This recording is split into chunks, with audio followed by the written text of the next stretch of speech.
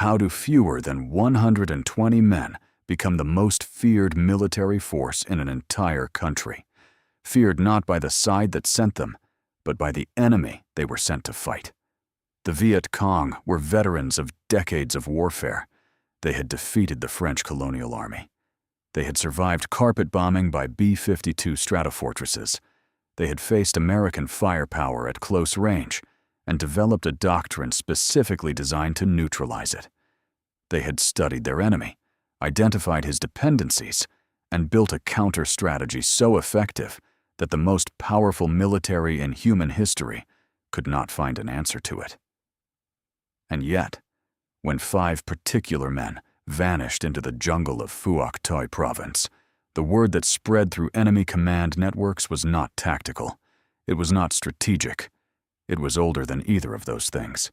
It was fear.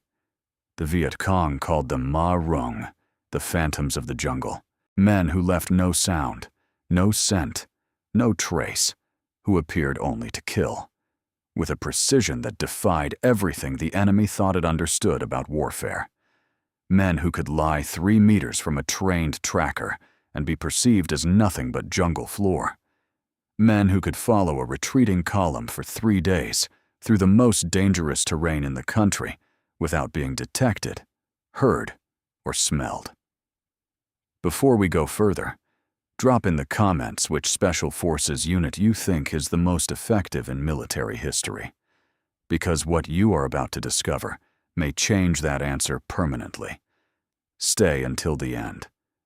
The truth of what these men accomplished and why it took 15 years and a catastrophic military defeat for the lessons to be accepted by the most powerful army on earth will give you a fundamentally different understanding of what war actually is and what it demands from the men willing to fight it properly. To understand why the Australians terrified an enemy that nothing else could, you must first grasp the catastrophe those Australians walked into. And to understand the catastrophe, you must understand the doctrine that produced it and the institutional arrogance that refused to question it, even as the evidence of its failure mounted with every passing month. The American military that arrived in force in South Vietnam in the mid-1960s was built on 3 unshakable convictions. The first was overwhelming firepower, the certainty that enough bombs, enough artillery shells, enough napalm could reduce any resistance to rubble regardless of terrain or tactics. This was not an abstract belief. It was backed by billions of dollars in research, refined through countless war games, and validated by the experience of Korea, where conventional armies had fought along conventional front lines, and American firepower had been the decisive factor. The second pillar was helicopter mobility, the ability to insert and extract forces anywhere in the country within hours, turning the entire nation into a battlefield where technology dictated the terms of every engagement. The third was absolute technological superiority, the belief that sensors, communications networks, surveillance aircraft, and chemical detection systems had effectively made the enemy transparent, locatable, and therefore killable on demand.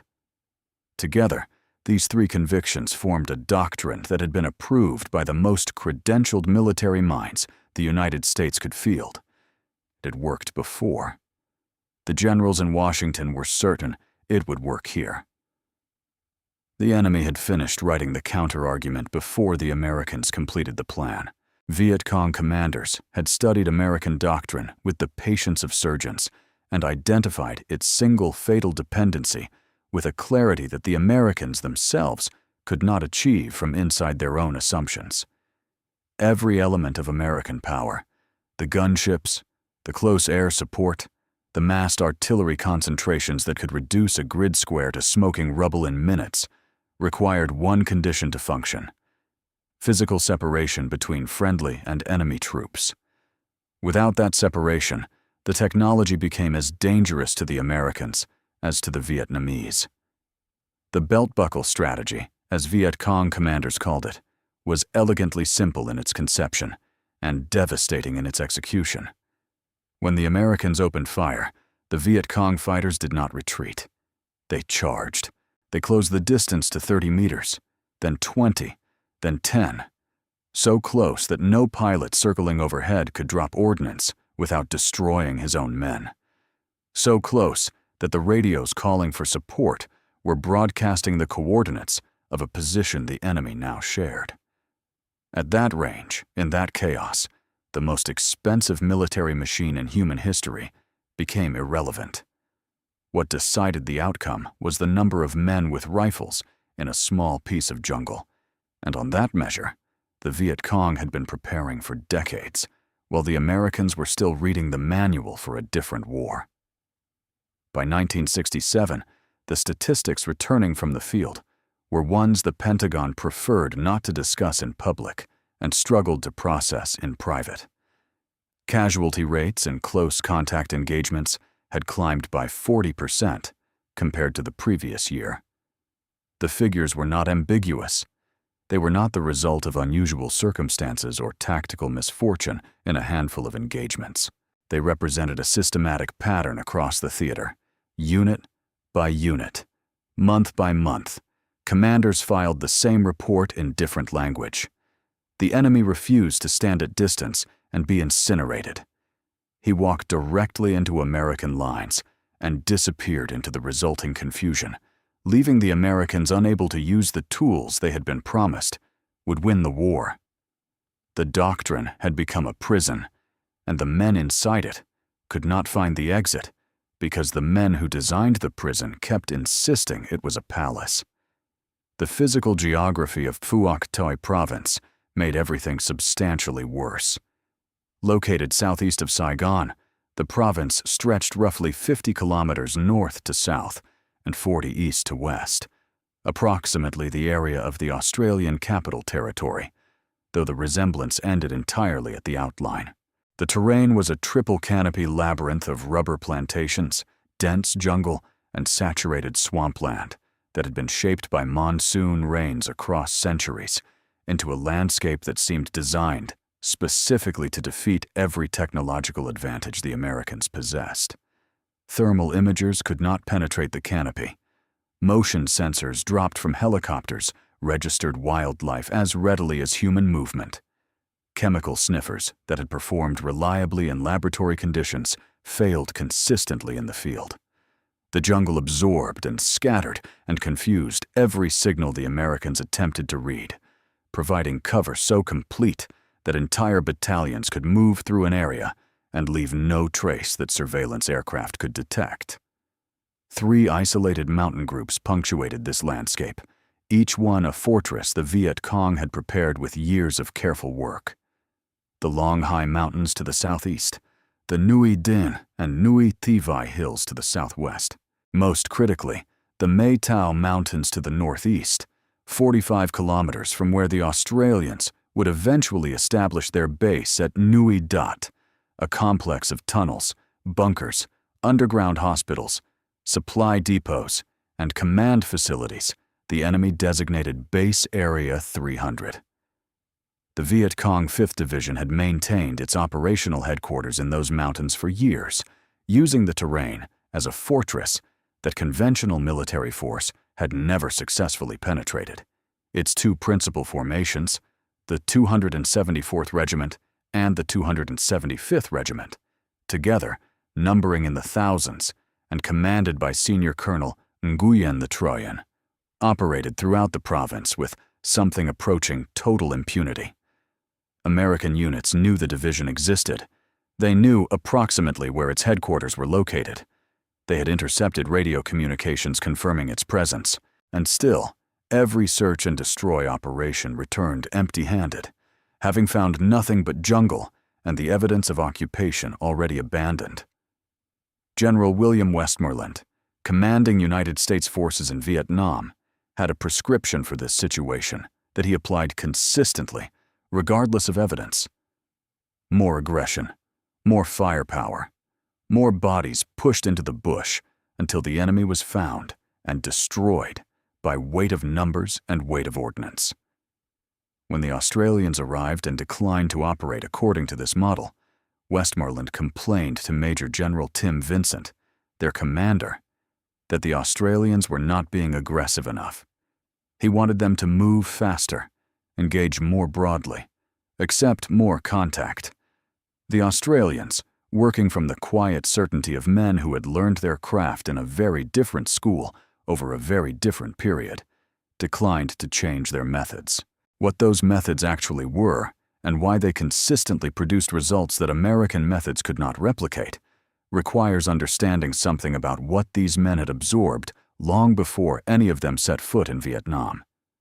Evidence that the Australian concept was correct arrived early in the deployment, and it arrived with a force that should have settled the argument permanently.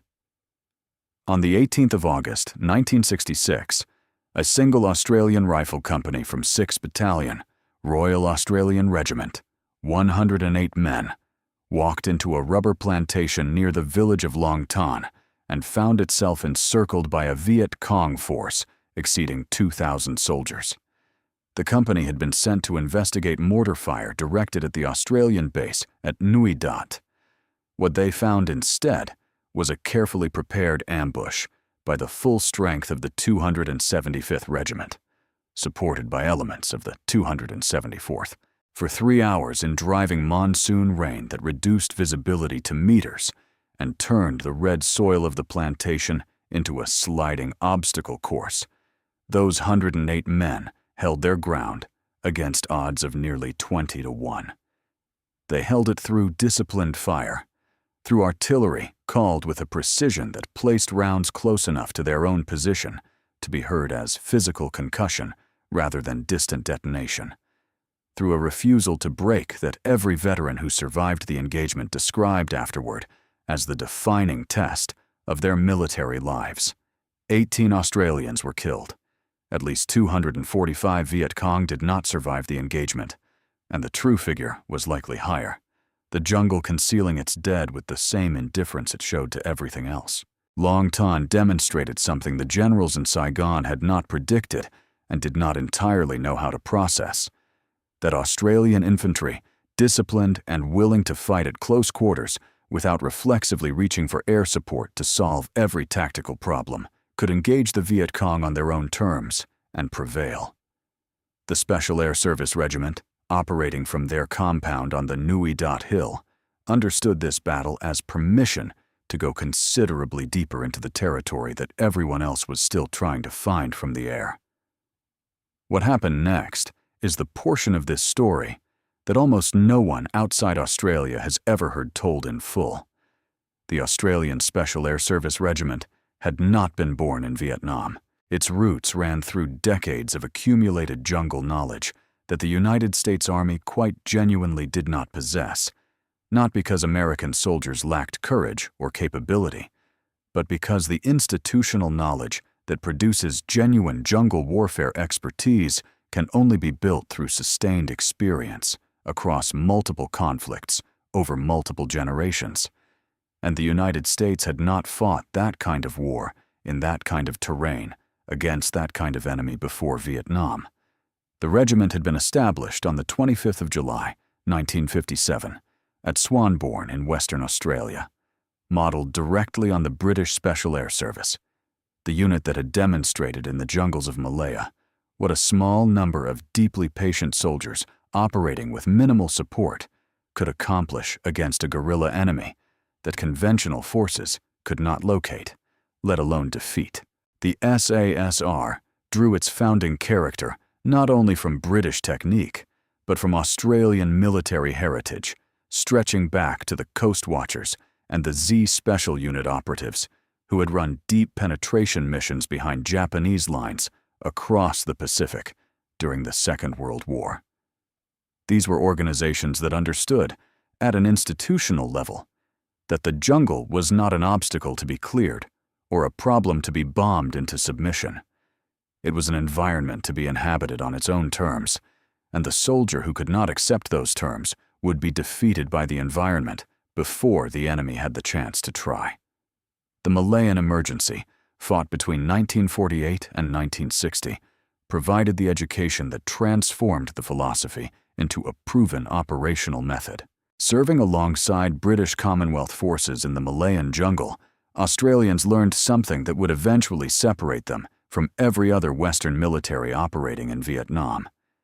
The population is the terrain, not metaphorically, operationally. Destroying villages in pursuit of insurgents does not pacify a province.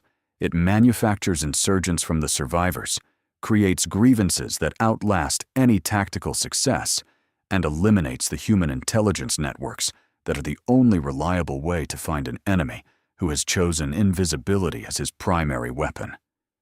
The counterinsurgency approach that had worked in Malaya was built on patience, on intelligence gathered through sustained human presence in communities rather than aerial observation from a comfortable altitude, on the willingness to spend weeks and months learning the specific rhythms of a specific place before disturbing them in any way. It was an approach that demanded exactly the qualities that American industrial-era doctrine had been designed to make unnecessary: individual judgment, physical endurance, tolerance for ambiguity, and the self-discipline to wait when every instinct was screaming to act. By 1962, when United States Secretary of State Dean Rusk openly acknowledged at an ANZUS meeting in Canberra that American armed forces knew virtually nothing about jungle warfare, the Australians had been practicing the relevant curriculum for over a decade and had the institutional memory to show for it. The final forge before Vietnam was Borneo. Between 1965 and 1966, the SASR deployed to the Indonesian confrontation, a largely forgotten, undeclared war against Indonesian forces, threatening the newly formed nation of Malaysia across the dense jungles of Borneo. The terrain there was, by the accounts of every man who served in both theaters, significantly more demanding than Vietnam, mountainous and pathless and saturated, with no roads and no reliable resupply, and distances that made every patrol a sustained test of physical and psychological endurance. What the men who served there remembered afterward was not primarily the enemy contact. It was the sheer, grinding extremity of living in dense jungle for months without the option of calling something larger to fix the problem for you, of navigating by compass and terrain feature through canopy so thick that direct sunlight was a memory, of carrying everything you needed on your back across terrain that could defeat a well-equipped expedition. One patrol lasted 89 days. The regiment's first fatality in its operational history was not caused by a bullet or an enemy ambush. A rogue elephant killed Lance Corporal Paul Dienhay during a patrol in 1965, the jungle asserting its own priorities before the human conflict had the chance. These men did not train for the jungle the way other soldiers trained for environments they expected to operate in. They lived in it until the distinction between themselves and the environment dissolved entirely. When they arrived in Vietnam in April of 1966, 3 squadrons rotating through year-long deployments, they were not soldiers adapting to a new and unfamiliar situation. They were returning to a place they already knew. The philosophical difference between Australian and American approaches to this war crystallized in a single physical act during 3 squadrons' second deployment, and it is the kind of act that contains more meaning than entire volumes of official doctrine.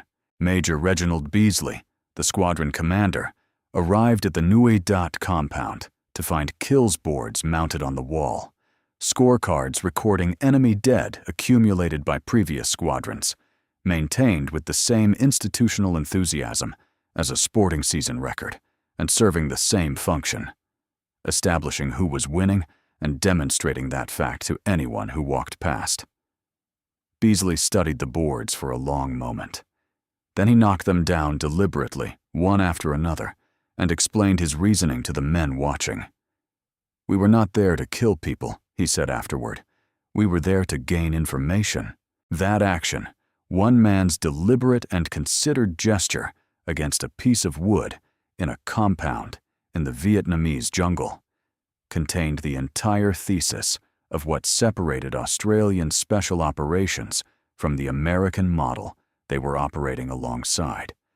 The United States measured success in bodies, because bodies were countable, reportable, and could be assembled into statistics that traveled up the chain of command as evidence of progress. The Australians measured success in knowledge, in understanding, in the accumulated intelligence picture that made every subsequent operation more precise and more effective than the one before it. Knowledge, as the Viet Cong 5th Division was about to discover at considerable cost, proved considerably more lethal than any body count could capture. What physically distinguished these men from every other force operating in Vietnam required direct observation to believe, and when it was first observed, it was dismissed as incompetence.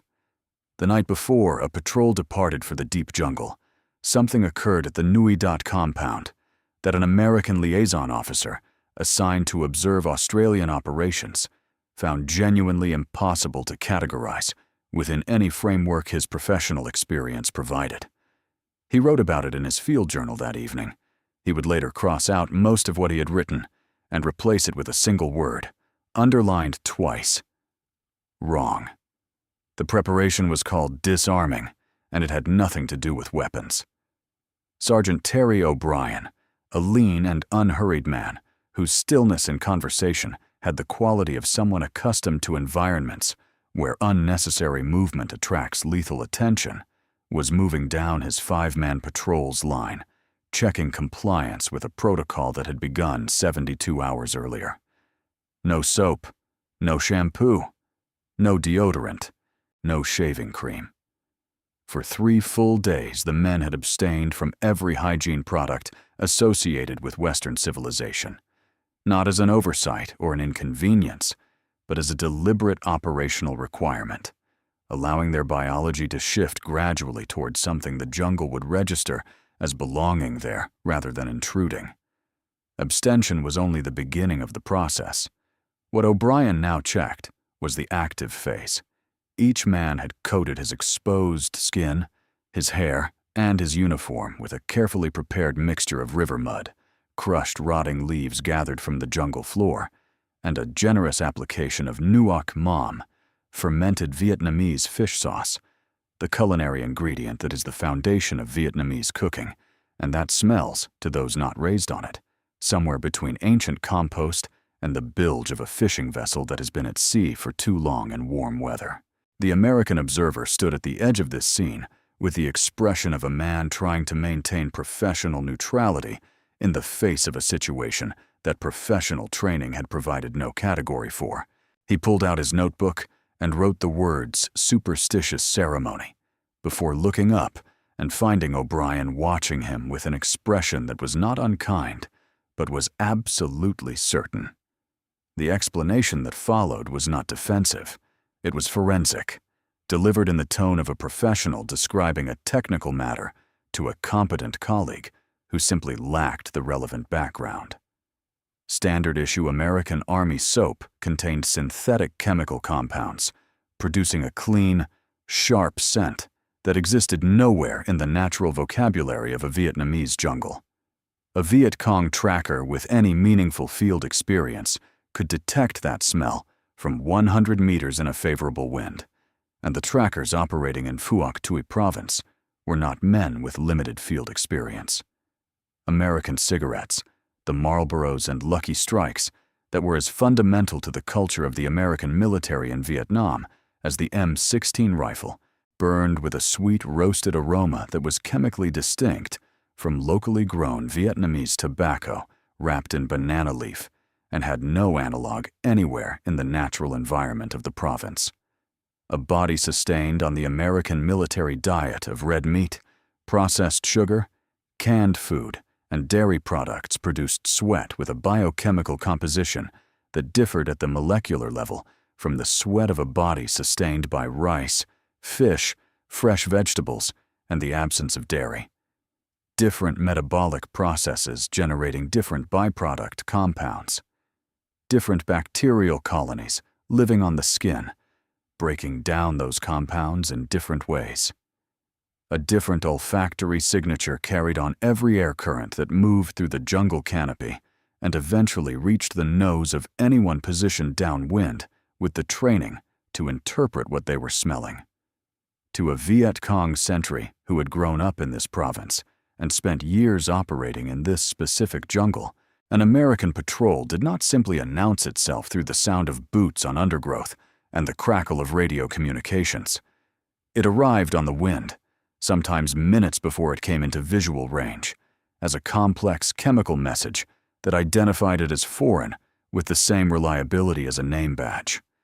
The fish sauce and river mud were not disguise in the theatrical sense.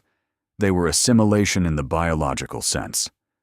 To a Vietnamese nose shaped by a lifetime of exposure to the sensory landscape of the country, fermented fish sauce was the smell of cooking fires in family compounds and village markets in the early morning and the ordinary texture of daily life. It registered no alarm in any part of the brain trained to identify threats. It allowed 5 men to lie motionless in a carefully constructed hide position covered by locally gathered vegetation, within 3 meters of a Viet Cong scout conducting a thorough search of the area, and be perceived as nothing more than another section of jungle floor. The American observer had not yet fully processed the biological argument when O'Brien turned his attention to the equipment, and what the observer saw there disturbed him in a different way, because it looked less like improvisation and more like deliberate degradation of military standards. The standard American Special Forces loadout for a long-range reconnaissance patrol in Vietnam ran to somewhere between 40 and 50 kilograms per man. M16 rifle, Colt .45 pistol in a hip holster, fragmentation grenades clipped to webbing, smoke canisters for signaling aircraft, claymore mines for position defense, multiple loaded ammunition magazines in every available pouch, a PRC-25 radio with its associated battery pack weighing more than 20 kilograms, a comprehensive medical kit, and enough dry rations to sustain a man for a week in the field. The philosophy underlying this loadout was straightforward and defensible. Carry everything you might conceivably need, because resupply in the field might not be possible, and dying because you left something behind was an outcome that careful preparation could prevent.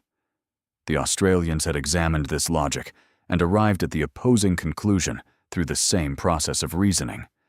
Every kilogram of equipment that was not essential to the specific mission was weight that slowed movement, exhausted the body over the course of days, degraded alertness and reaction time, and most critically, generated noise. The L1A1 self-loading rifles the patrol carried had been stripped systematically of every component that did not directly contribute to the weapon's ability to fire accurately. Flash suppressors had been removed, saving a measurable number of grams and eliminating a protruding surface that catches vegetation in darkness and announces movement to anyone listening carefully. Carrying handles had been sawed off entirely. Stocks had been filed down to reduce their profile. The weapons looked, to a soldier trained in conventional military standards, as though they had been vandalized by someone who did not understand what they were doing. They had, in fact, been modified by people who understood precisely what they were doing and had prioritized function over the appearance of professionalism. Water containers were soft plastic bladders rather than the standard metal canteens, because liquid moving inside a metal container in response to the movement of the body carrying it generates a sound that carries through still jungle air with remarkable clarity and distinguishes a human presence from the ambient noise of the environment. Metal buckles throughout the patrol's webbing had been replaced with lengths of paracord tied in functional configurations. Every surface that could generate friction noise against another surface when the body moved had been identified and modified to prevent it.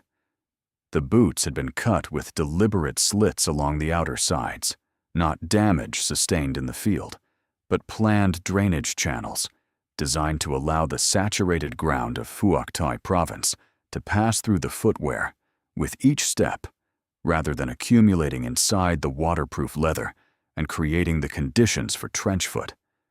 The fungal infection that had disabled more soldiers in jungle warfare than enemy action across multiple conflicts in the previous century. O'Brien offered the American observer a demonstration that required no interpretation. Walk 100 meters through the compound perimeter at a normal operational pace, while the patrol stood with their backs turned and listened. Nothing more complicated than that. The officer accepted. He was a professional soldier with 2 decades of service, and he understood that he was being assessed. He moved deliberately, placing each foot with conscious care, slowing his pace, attending to the ground in front of him with more focus than he would have applied on an operational patrol. He believed, genuinely and reasonably, that he was moving quietly. He had covered fewer than 30 meters when O'Brien raised his hand and the patrol turned around. 27 distinct and identifiable sounds in 30 meters of careful movement, the metal buckle of the officer's webbing making contact with the receiver of his rifle with each stride. The rhythmic friction of stiff nylon trouser fabric at the inner thigh, generating a soft swishing sound with the regularity of a metronome. The heel strike of standard-issue combat boots on packed earth, broadcasting weight, direction, and pace to anyone positioned to receive the transmission. The slight bounce of metal dog tags against his sternum. The rattle of a partially loaded ammunition magazine moving fractionally within its pouch with each step. The intermittent tap of a canteen cap against the body of the canteen. The complaint of leather under load-shifting position. Each sound was small in isolation. Together they formed a signature, as identifying as a fingerprint, audible to a trained ear at 150 meters in the absolute stillness of a jungle night after the birds and insects had fallen quiet, and the only competition was the sound of the dark itself. In a contact, O'Brien said, delivering the sentence with the measured patience of a man who has explained a self-evident truth to enough skeptical audiences to have found the most efficient formulation. The first thing the enemy knows about you should not be you. He said nothing further. The demonstration had said everything else that needed saying. The tracker stood slightly apart from the rest of the patrol as the preparation sequence neared its end, not separated in rank or formal designation, but by the particular quality of quiet alertness he carried, a quality that was recognizable as different in kind from the alertness of the trained soldiers around him, because it had not been produced by training at all. He was not a product of any military selection course or qualification program.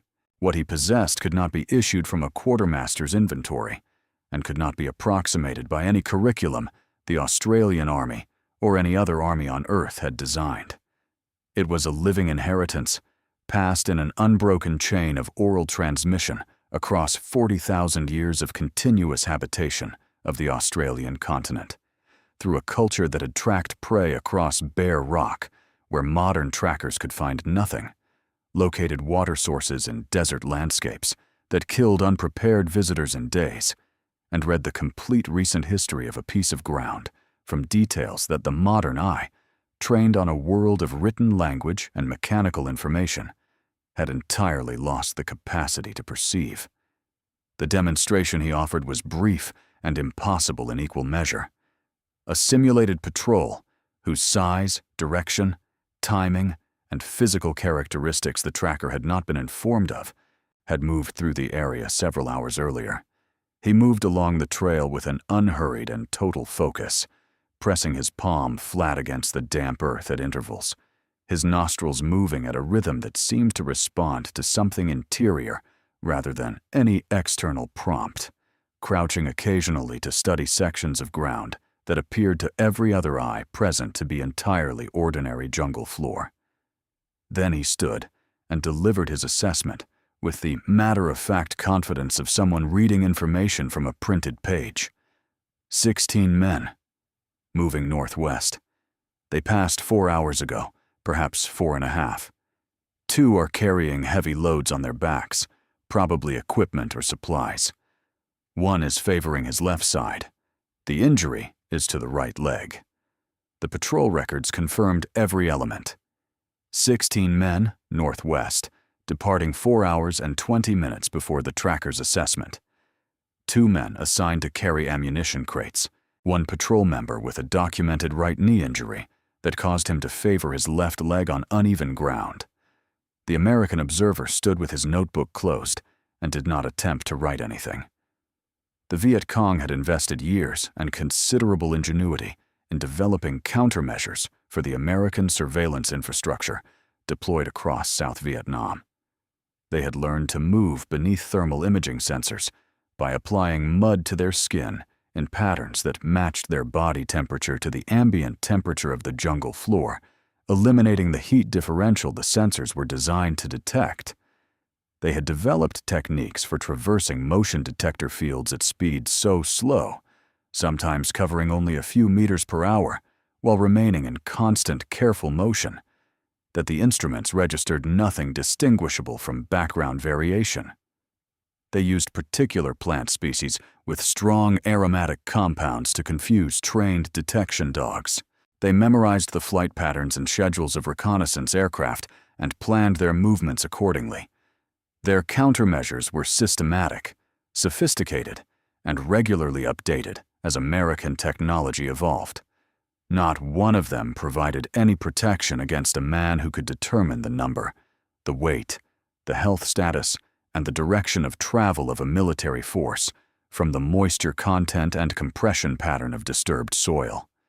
This capability had no specifications to analyze, no operational parameters to exploit, no technical limitations to map. It was a human being operating at a level of environmental attunement that existed entirely outside the conceptual framework that modern military technology was built on. The Viet Cong had no counter for it, because they had never encountered anything like it in any war they had fought, and because it was not the kind of capability that an enemy can simply decide to develop in response to encountering it. One former Viet Cong commander asked decades after the war what had distinguished the Australians from every other force he had faced in a career of fighting that spanned the French colonial period and the American intervention. Answered the question without hesitation and without qualification. "We were more afraid of their style," he said. "The Americans would hit us, then call for planes and artillery. We would break contact and disappear into the jungle if we could. And usually we could, because the sequence of events after American contact was predictable, and the window for withdrawal was reliable. The Australians were more patient. They were better at ambushes. They liked to stay with us instead of calling the planes. When you ran from the Australians, you were not certain you had escaped them. With the Americans, you could usually tell. Here is what that style looked like on the first day of the operation that would come to define it and ultimately reshape the way the most powerful military in human history trained its most elite soldiers. The orders, as they were written and transmitted, were simple enough. Locate the operational infrastructure of enemy forces in the target sector. Identify the coordinates and the layout of defensive preparations. Transmit the intelligence for action by other forces. That was the complete written requirement. No field manual had been written for what those orders actually demanded, because no field manual anticipated what the Australians were preparing to do. 5 men were going to spend 10 full days alone in the most heavily patrolled enemy territory in the province, hunting a force that numbered in the thousands, with no air cover available during the approach, no reinforcement possible, no guaranteed extraction if contact was made, and a single artillery battery 30 kilometers away as their only means of survival if the operational situation turned against them in a way that 5 rifles could not resolve. The patrol sequence that follows is reconstructed from the operational records and after-action reports of the SASR's Vietnam deployment and represents accurately the methods employed and the conditions encountered across multiple similar missions. The decisive real-world outcome that these methods made possible was Operation Marsden, launched on the 1st of December, 1969. A sustained assault by 6th Battalion, Royal Australian Regiment, reinforced by 2 companies of Royal New Zealand Infantry, on the Mai Tau command complex that captured enormous quantities of weapons, ammunition, medical equipment, and communications materiel, and destroyed fortified infrastructure the enemy had maintained for years. The intelligence that made that assault possible was gathered in exactly this way, by exactly this kind of patrol, in exactly this kind of darkness. Consider what an American Special Operations commander in the same theater would have planned for an equivalent objective. A helicopter assault with Huey gunship support, flying cover overhead.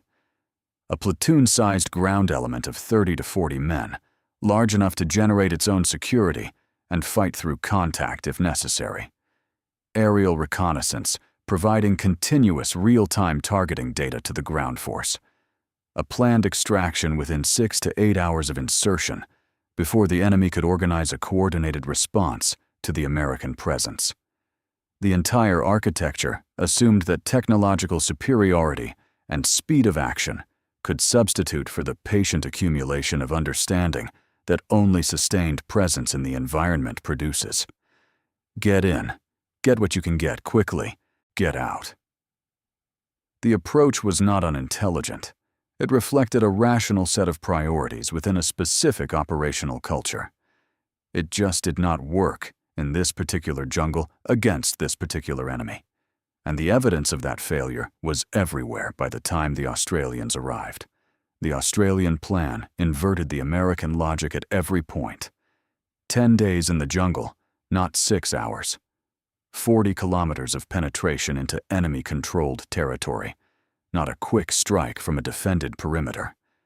The insertion point was chosen 20 kilometers from the actual target, a deliberate geographic offset designed to ensure that the sound of the helicopter on insertion was entirely disconnected from the patrol's true destination in the mind of any enemy force investigating the landing.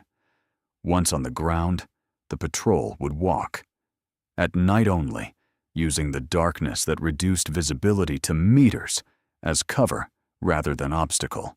3 kilometers per day, advancing in careful increments of 15 to 20 minutes of movement, followed by hour-long pauses of complete stillness, during which the patrol listened to the jungle breathing around them and allowed their presence to dissolve back into the ambient sound before the next cautious advance. During daylight hours, when visibility improved and the probability of chance visual contact with an enemy patrol reached its peak, the patrol went completely to ground. Hide positions were constructed from natural features, reinforced with carefully gathered layers of local vegetation, built with sufficient thoroughness that a man following a normal patrol route could pass within 5 meters and register nothing that differentiated the position from ordinary jungle floor. Radio contact was reduced to the operational minimum. 2 short coded signal bursts every 24 hours, confirming only that 5 men were alive and maintaining their schedule. No voice communication that could be intercepted. No extended transmission that a direction-finding team could use to establish a bearing and begin constructing a location. By every electronic indicator that surveillance could measure, the patrol had chosen not to exist. The signs of the enemy appeared on the first day of the march and grew more numerous and more recent with every kilometer northeast. Campfire sites with ash that still held warmth to the touch. Cut vines marking maintained trails through vegetation too dense for casual passage. The smooth, packed earth paths worn by Ho Chi Minh sandals, the tire rubber footwear that was as recognizable a signature as a uniform to any experienced eye. Walked so many thousands of times by so many men over so many years that the ground had surrendered every trace of its natural texture and offered instead the hard surface of a maintained thoroughfare. On the 4th day, the situation changed in a way that no operational plan can fully anticipate. The tracker stopped without any prior signal, without the gradual deceleration that precedes a planned halt. He stopped the way an animal stops when it encounters something that does not belong in the landscape. It has been reading, with the immediate and complete cessation of movement that comes before conscious analysis has time to form. He pointed to a section of ground that 3 of the 4 other men walked past before the 4th, who had been watching him closely enough to understand that the point mattered, froze in place and waited. The sign was a boot print made by a man who had invested considerable skill and effort in ensuring that it would not be readable as a boot print. Walking backward, placing the heel first, and rolling the weight forward onto the ball of the foot, the technique creates an impression that reads to an untrained eye as forward movement in the opposite direction. It requires months of dedicated practice to execute reliably under field conditions. It is not a technique that frightened conscripts learn. It is not a technique available to farmers who have been drafted under duress. It was the work of a professional tracker who had been trained specifically to defeat the tracking abilities of whoever might be following his unit, and who was operating at a level of skill that placed him in the same category as the man now reading his work. The patrol was being followed by a professional who knew what he was doing. What O'Brien ordered in response was, measured against the published doctrine of every Special Forces organization operating anywhere on Earth at that moment, a decision that no review board would have endorsed and no field manual would have supported. No call for extraction, no route deviation to evade the contact, no defensive posture to protect the patrol while it reassessed. Instead, he instructed the patrol to continue moving in the same direction, deeper into enemy-controlled territory, and to begin deliberately, carefully, and precisely leaving traces of their passage. Not the clumsy, obvious spoor of a panicked patrol that has lost its discipline. Nothing that would read as a manufactured trail to the professional following them. Subtle imperfections only. A stem broken at exactly the height a man's arm would catch it in motion. A blade of grass bent fractionally in the direction of travel. The edge of a boot print not smoothed with quite the thoroughness of the others. Details that would be invisible to anyone not already following the trail with expert attention, but that would be clearly readable to someone who was. The patrol was transforming itself from the hunter into the bait, and it was doing so with the specific intention of leading whatever force came to destroy it into a piece of ground that the Australians had chosen, prepared, and controlled. The luring operation worked on one critical assumption, that the enemy commander receiving the tracker's report would dispatch a force confident in its numerical superiority and therefore less cautious in its approach than it would be if it understood it was walking into a prepared position. 120 men against 5 was a ratio that inspired confidence. It was also a ratio that the Australians, with the right preparation and the right fire support, had calculated was survivable. By day 6, the preparation was complete. O'Brien had selected a modest rise in the terrain, a feature chosen not for dramatic tactical prominence, but for the practical considerations of a man who intended to be there when significantly larger forces arrived. Clear fields of fire on the approaches, sufficient natural cover for fighting positions, and a narrow re-entrant behind the crest that offered a last resort withdrawal route if everything else failed.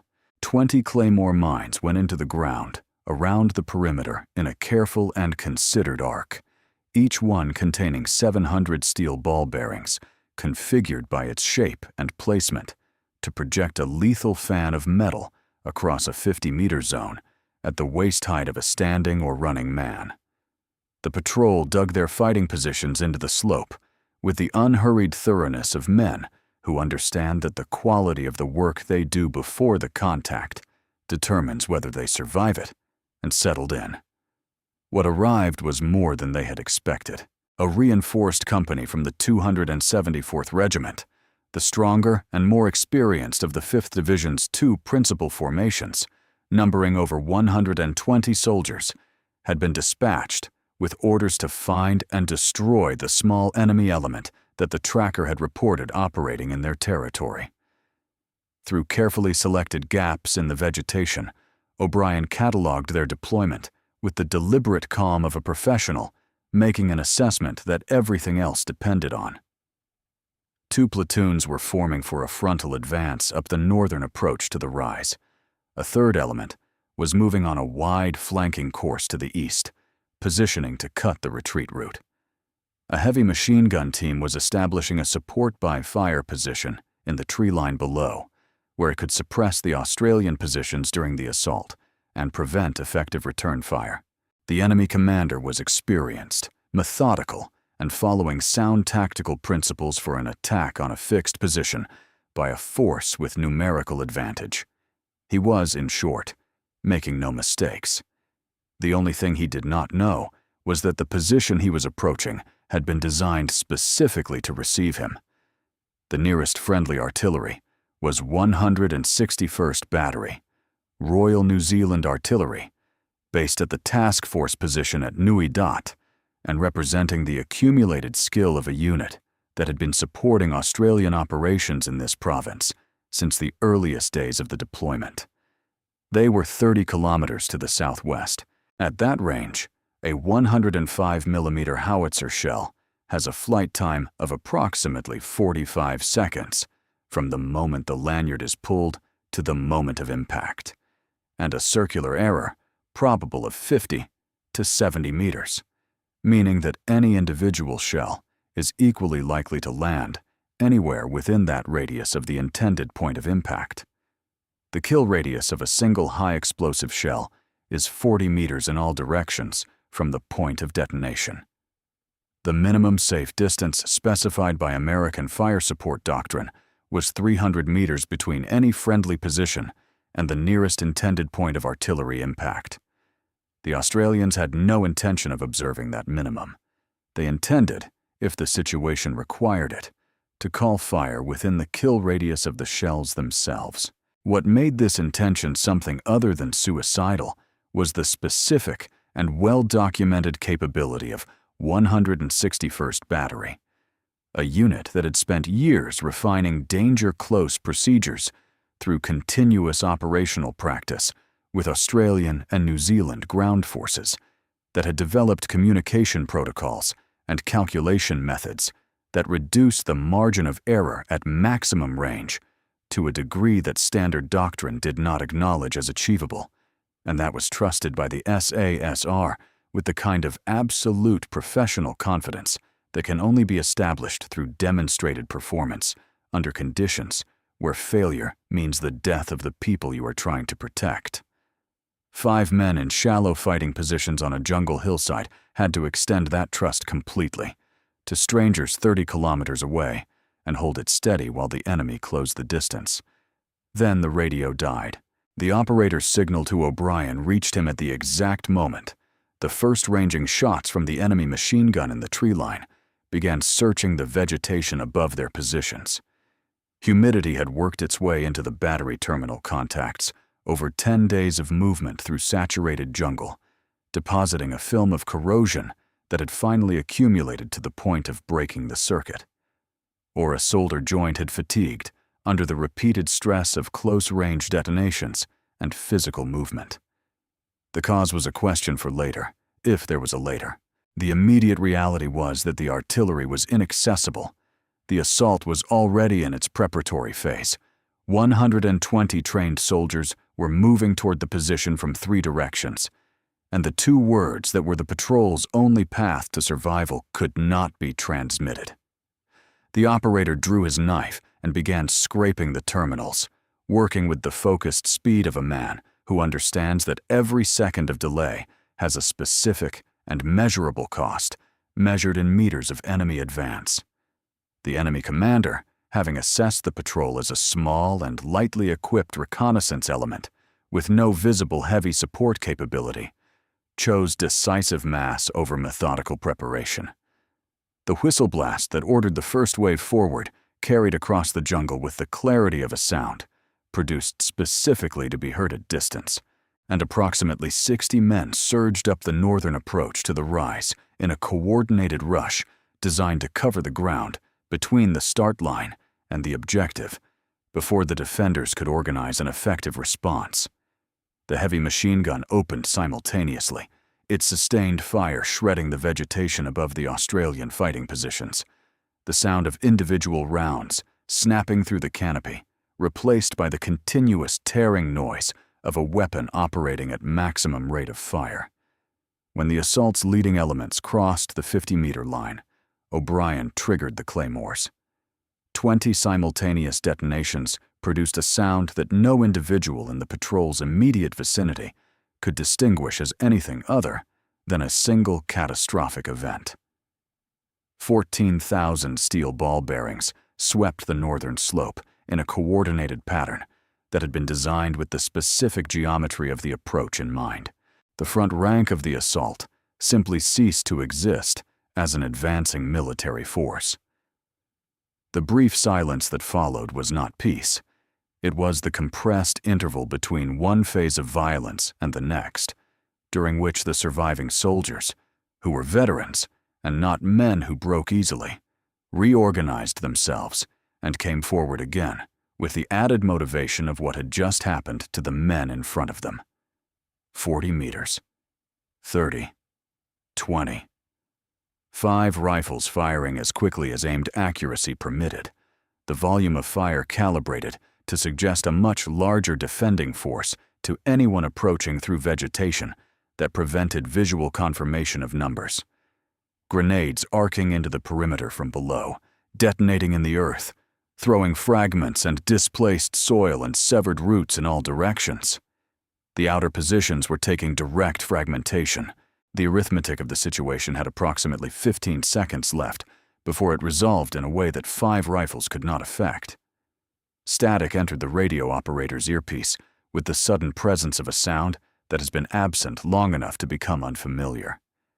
He transmitted 2 words with the compressed urgency of a man who has been waiting to say them for what felt like a different kind of time than clock seconds measure.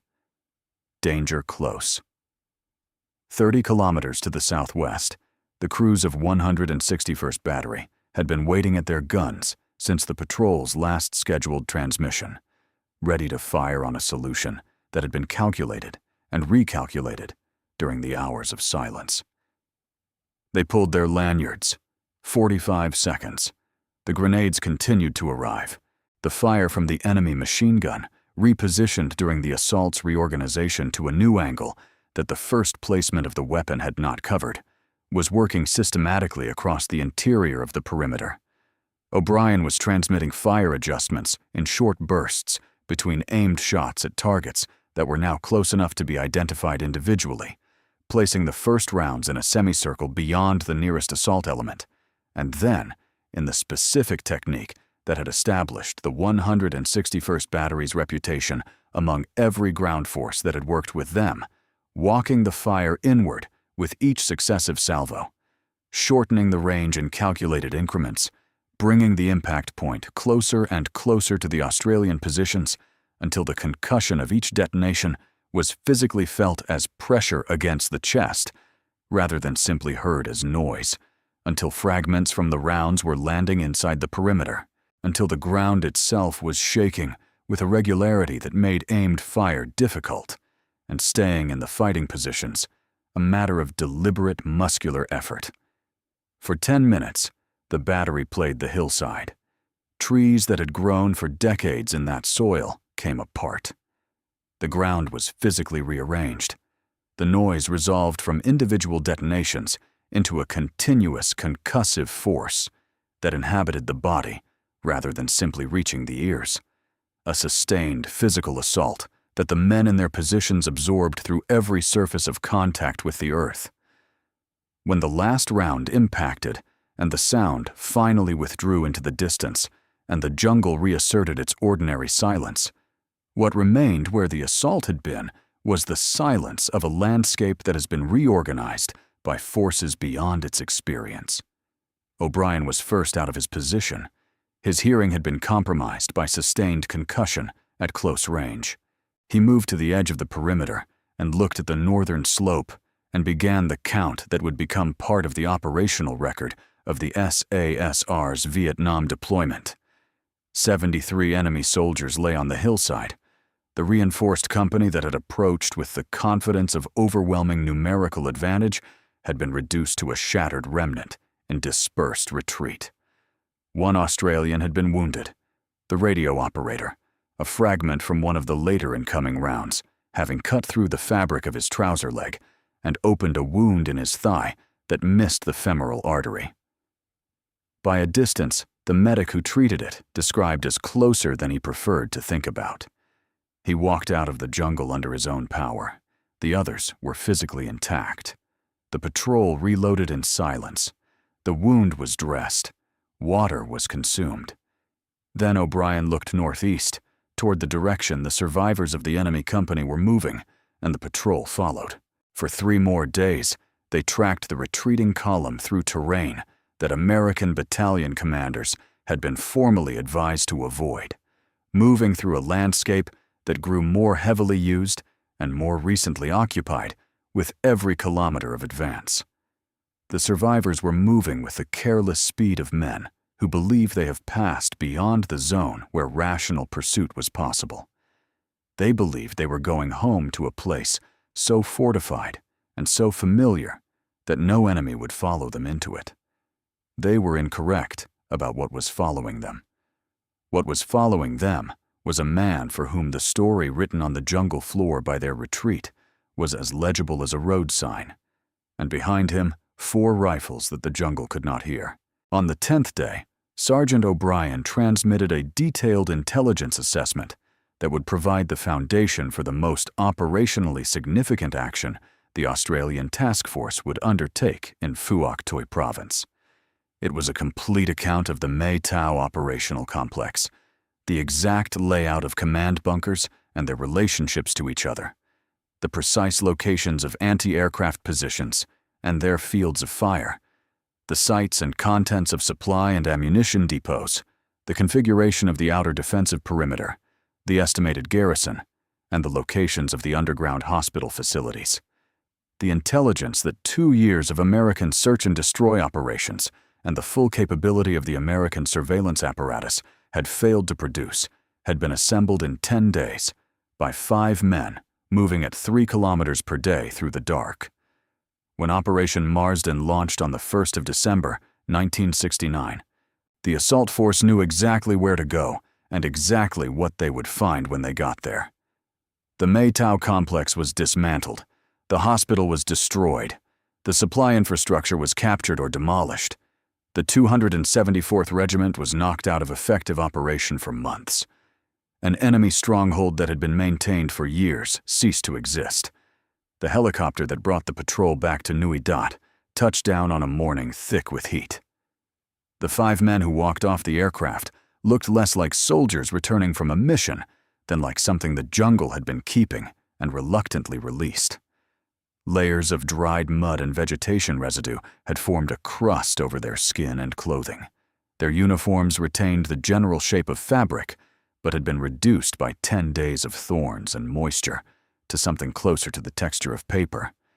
Their eyes carried the specific quality of men who have been operating at the edge of their physical and psychological capacity for an extended period and have not yet had the time to step back from it.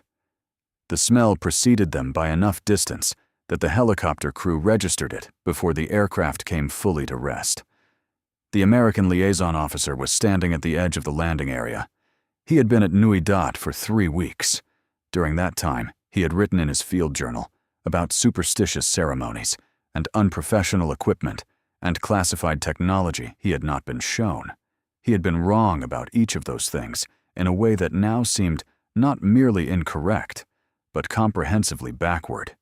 And he understood this with the clarity that comes from watching 5 men who should by every conventional military calculation have been dead walk off a helicopter carrying 10 days of intelligence that his own military had been unable to gather in 2 years. He crossed the landing area. He extended his hand and said what needed to be said, an apology for the assumptions he had brought to the observation, and a genuine request to understand what he had been missing. O'Brien looked at the clean uniform and then at his own hand, dark with dried earth and jungle residue after 10 days of contact with the ground. He shook the hand. Then he walked toward the showers. The apology had landed. The education would take considerably longer than either of them had available that morning. The report filed through official channels described the patrol's outcome in the careful language of institutional caution. What the American wrote in his subsequent analysis, the document that described the biological camouflage and its rationale, the tracker capabilities and their operational implications, the danger close fire support doctrine and its mathematics, the deep penetration philosophy that prioritized intelligence accumulation over body count. The document traveled through different channels and eventually arrived at the Pentagon. It was read. It was assessed. It was given a file number and placed in a classified archive where it would remain undisturbed for years. The most powerful military organization in history had been handed the answer to the operational question. It was losing a war by failing to answer correctly, and it chose to file the answer rather than implement it. The reason was not operational security. The reason was institutional pride of the most expensive kind, acknowledging that fewer than 120 Australians had developed a more effective approach to this war than 500,000 Americans, with the most advanced equipment ever fielded in combat, was a conclusion that the culture producing the body count doctrine could not absorb without dismantling the assumptions on which that doctrine rested. The war went on for 6 more years. The doctrine did not fundamentally change. The casualty lists continued to grow. There is a particular and precise irony in what eventually happened to the lessons the Pentagon chose not to learn in time, and it requires understanding one specific figure to appreciate it properly. Charles Alvin Beckwith was born on the 22nd of January, 1929, in Atlanta, Georgia. He had been a competitive athlete in his youth, attended the University of Georgia, and was approached by the Green Bay Packers for the 1950-51 draft before choosing the Army instead. In 1962, he was sent as an exchange officer to the British 22nd Special Air Service Regiment and served with the unit during active deployment in the Malayan emergency. What he saw there, what those soldiers could do, and how they thought about the problems they were asked to solve, became the fixed point around which the rest of his career organized itself. He returned to the United States convinced beyond argument that the Army needed an equivalent unit and began submitting proposals to that effect, continuing to submit them year after year as they were rejected by a bureaucracy that did not see the need he was describing. He returned to Vietnam in 1965 to command Project Delta, Operational Detachment B-52, a special forces unit that conducted long-range reconnaissance operations using selection and training standards modeled on what Beckwith had absorbed from the SAS. In early 1966, a .50 caliber round struck him in the abdomen, and the surgeons who assessed him initially did not expect him to survive. He survived, recovered, and resumed pressing the case for a dedicated small unit special operations capability built on SAS principles. The Army continued to find structural and institutional reasons to defer. What finally removed the institutional resistance was not persuasion, but necessity. By the mid-1970s, international terrorism had become the dominant security concern of every Western government. Aircraft seized in flight, embassies occupied by armed groups, hostage situations that exposed the complete absence of any military capability specifically designed to resolve them. The argument Beckwith had been making for 15 years was no longer theoretical. It was urgent. On the 17th of November, 1977, 2 years after the fall of Saigon, and 6 years after the last SASR squadron had left Phuoc Tuy Province, the 1st Special Forces Operational Detachment Delta was established at Fort Bragg by Beckwith and Colonel Thomas Henry. The unit history books would come to know as Delta Force. The doctrine that Delta Force was built on came from Commonwealth SAS principles, the accumulated operational wisdom of the British and Australian and New Zealand Special Forces, the philosophy that small, patient, deeply skilled units operating with minimal footprint and maximum intelligence could achieve effects entirely disproportionate to their numbers.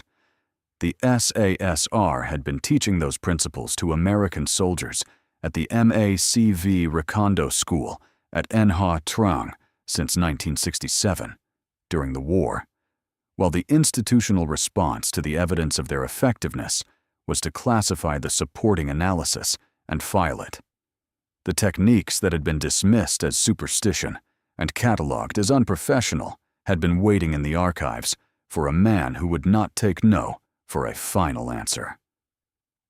When Special Operations Forces move through hostile territory today with an effectiveness that their numbers alone cannot explain, they are operating in a tradition whose modern form was built by Beckwith, but whose foundations were laid in the jungles of Phuoc Tuy Province by men who moved 3 kilometers per night and smelled like the ground they walked on. The last SASR squadron left Vietnam in October of 1971. 580 men had served across nearly 6 years of continuous operations in conditions that civilian language does not have adequate tools to describe. In direct combat with the enemy, 1 had been killed. By the time they withdrew, the province they had spent those years systematically understanding had been largely cleared of main force Viet Cong units and Highway 15, the primary route between Saigon and Vung Tau that had been a contested and dangerous road when the Australians arrived, ran open to unescorted civilian traffic. This level of provincial pacification was achieved nowhere else in South Vietnam, by no other Allied contingent, through no other operational method.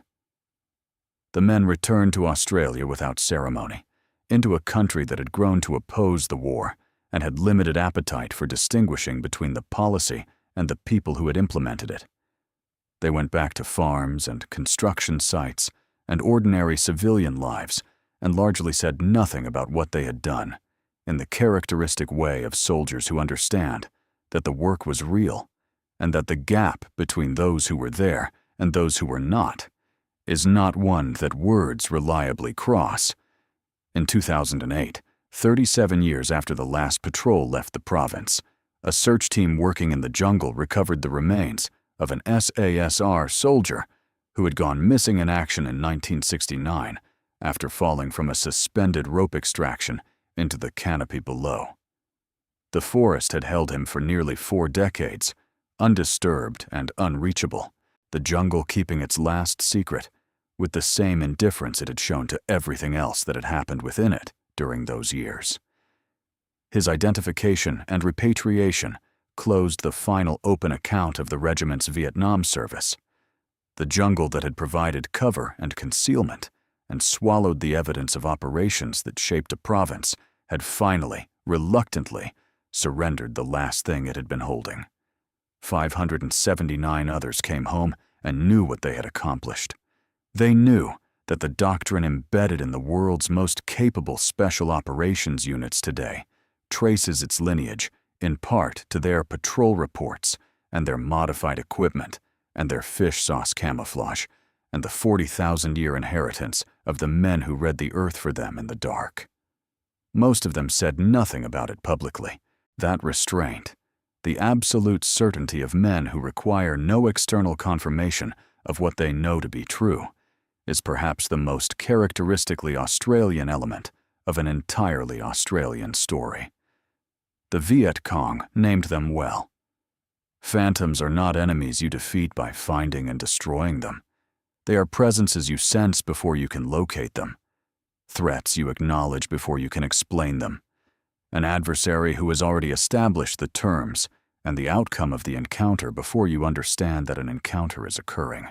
5 men covered in mud and the smell of rotting fish proved, in a province that does not appear on most maps of the war, that the most expensive and technologically sophisticated military machine ever assembled by any nation in human history can be outmatched not by superior weapons, but by superior thinking. And that superior thinking often arrives wearing boots that have been cut open with a knife and carrying a rifle that a quartermaster would reject on inspection. The Pentagon spent 15 years refusing to accept what those 5 men demonstrated. The jungle already understood it. Now, finally, so do you.